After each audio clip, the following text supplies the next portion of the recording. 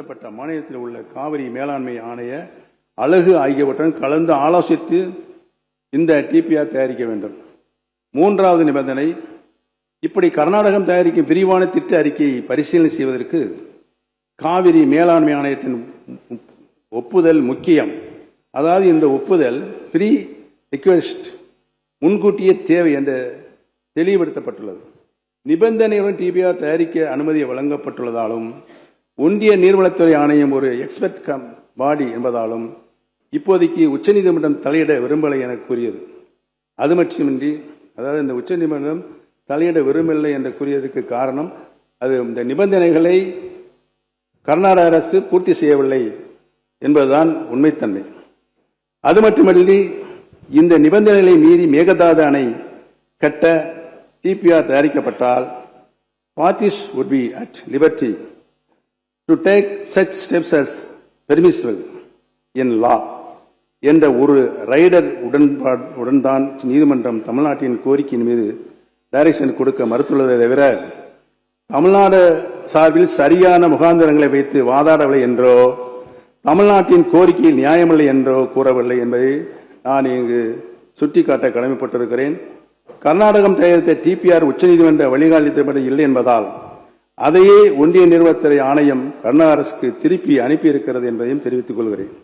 திராவிட முன்னேற்ற கழக ஆட்சியில் இருந்தவரை மேகதாது அணை கட்ட விரிவான திட்ட அறிக்கை அனுமதிக்கப்படவில்லை என்பதுதான் உண்மை நிலை என்பதை இங்கு நான் பணிவோடு தெரிவித்துக் கொள்ள கடமைப்பட்டிருக்கிறேன்.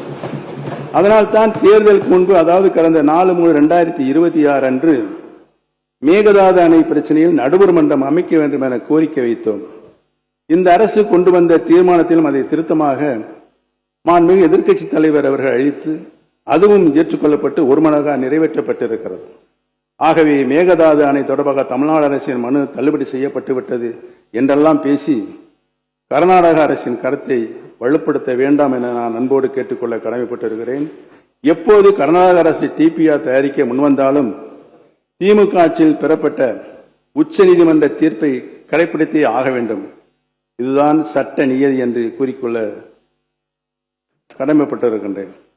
தேர்தல் ஜனநாயக வரலாற்றில் தமிழ்நாடு சட்டமன்றம் புகழ்மிக்கது.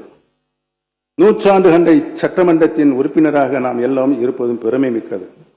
நான் இந்த அவையின் உறுப்பினராக முதலில் நுழைந்த 2001ஆம் ஆண்டிலிருந்து இன்று வரை சட்டமன்ற உறுப்பினர் என்பதை நாட்டின் எந்த மூலை முடுக்கிலுக்கு போனாலும் பெருமிதத்துடன் கூறிக்கொள்ள முடிகிறது. அத்தகைய சிறப்பு வாய்ந்த சட்டமன்றத்தில், குறிப்பாக இந்த 14வது சட்டமன்றத்தின் சீனியர்களாக நாங்கள் இடம்பெற்றிருக்கிறோம் என்றால் எண்ணற்ற இளைஞர்களும் வீற்றிருப்பது நம் ஜனநாயகத்தின் இளமையை காட்டுகிறது. இளமையான ஜனநாயகம், துடிப்புமிகு ஜனநாயகமாக இருக்க ஆரோக்கியமான விவாதத்திற்காக, கருத்துமிக்க கலந்துரையாடலுக்காக நமக்கெல்லாம் சட்டமன்ற விதிகளை தொகுத்து தந்திருக்கிறார்கள்.